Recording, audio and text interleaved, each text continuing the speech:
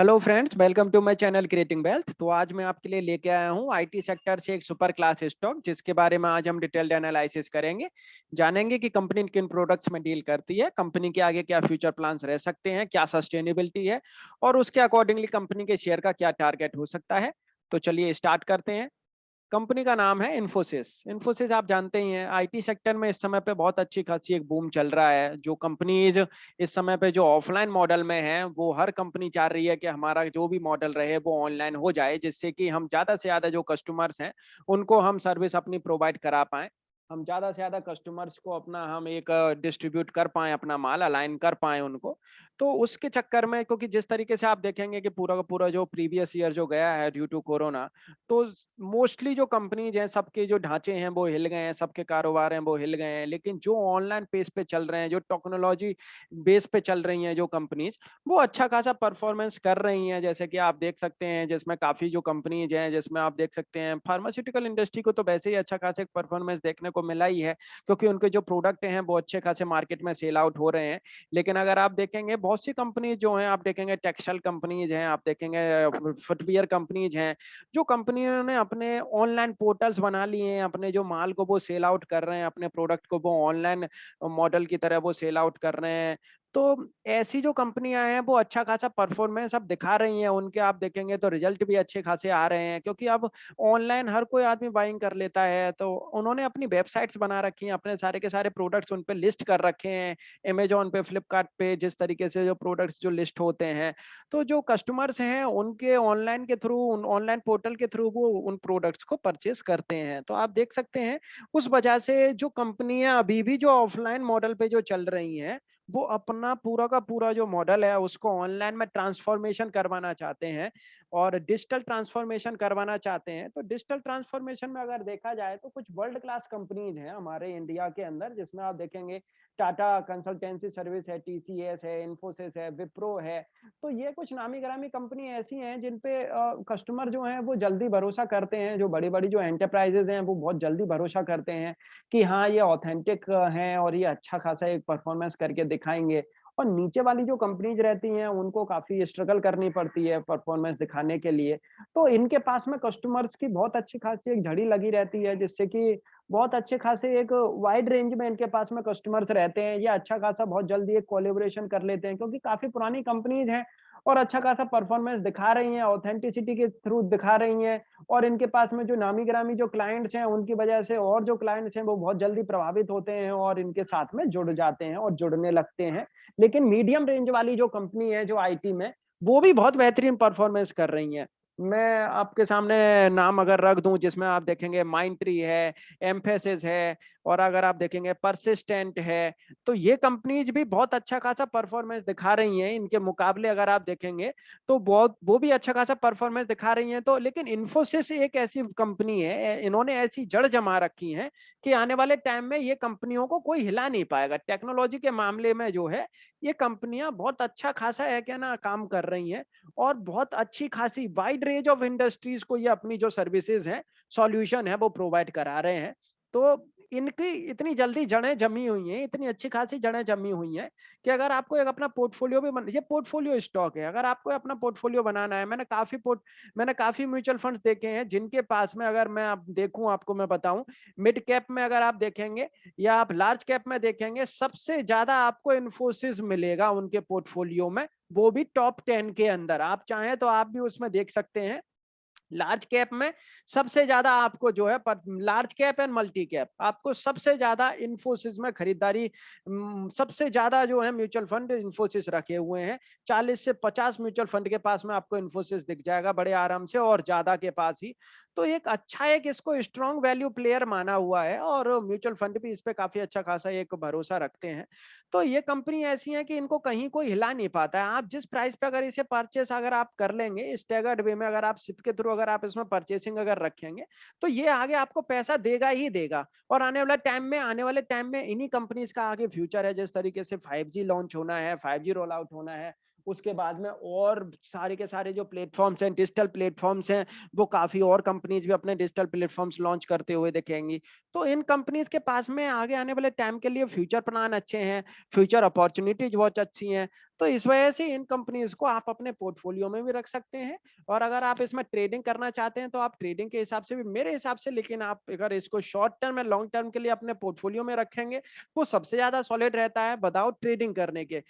तो चलिए स्टार्ट करते हैं, हम बताते हैं आपको कि इसमें कौन-कौन सी इंडस्ट्रीज को ये सर्विस प्रोवाइड करा रहे हैं। आप देखेंगे, मुझे तो लगता है कि बहुत ही कम इंडस्ट्रीज बची होंगी जिसमें अब ये सर्विस प्रोवाइड नहीं करा रहे हैं, नहीं तो एवरी इंडस्ट्री में ये सर्विसेज प्रोवाइड करा रहे हैं। आप देखेंगे aerospace, defence, health care, mining, oil and gas, high technology, agriculture, automotive, industrial manufacturing, professional services, public sector, information services and publishing, communication services, consumer packaged goods, insurance, retail, education, life sciences, travel and hospitability, and साथ के साथ आप देखेंगे engineering, procurement, and साथ के साथ आप देखेंगे यहाँ पे ये company logistic and distributions, utilities, financial services, media and entertainment, waste management. आप देख सकते हैं काफी अच्छी खासी जो इंडस्ट्रीज हैं ये कवर अप कर रहे हैं, उनको सॉल्यूशन प्रोवाइड करा रहे हैं सर्विसेज में। आप देखेंगे तो experience, digital marketing, digital commerce, digital interaction, digital workplace services, artificial intelligence, data analytics, blockchain,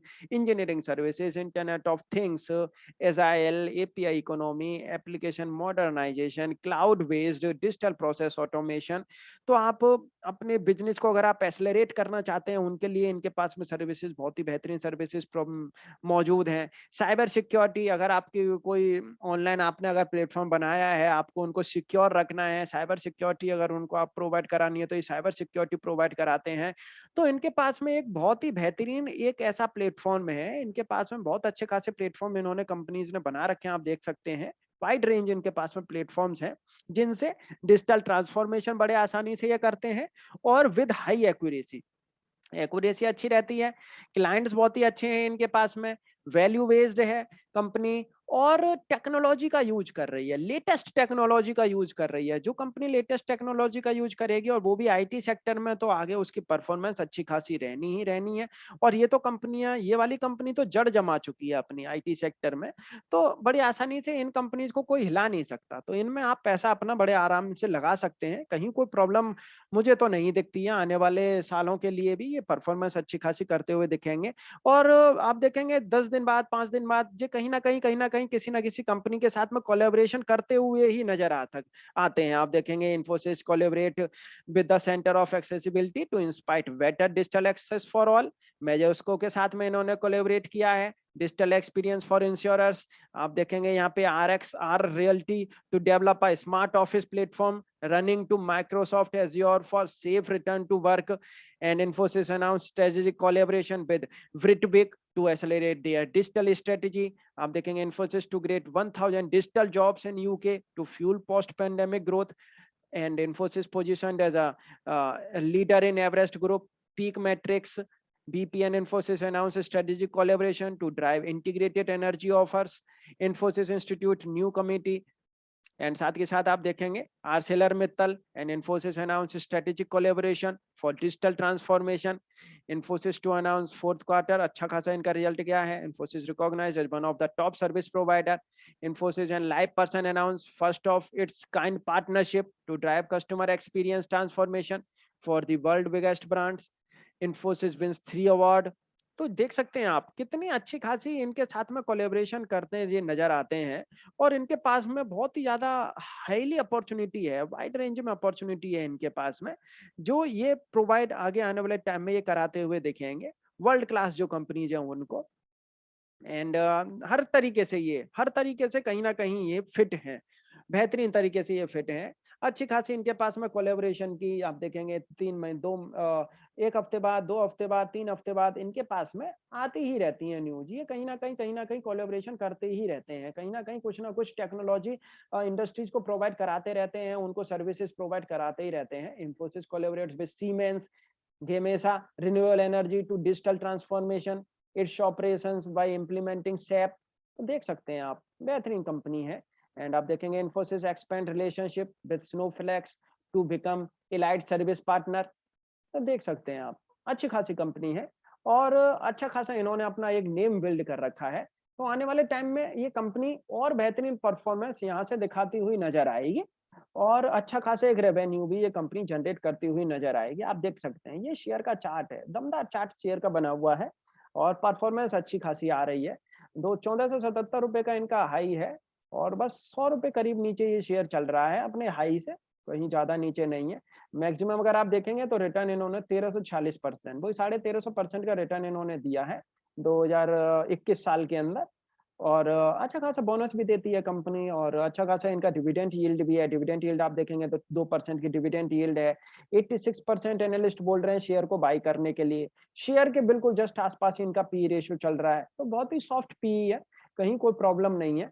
and साथ के साथ आप देखेंगे यहाँ पे क्या अच्छी परफॉर्मेंस आपको देख देख सकते हैं, आप यहाँ देखने को इस शेयर से मिली है।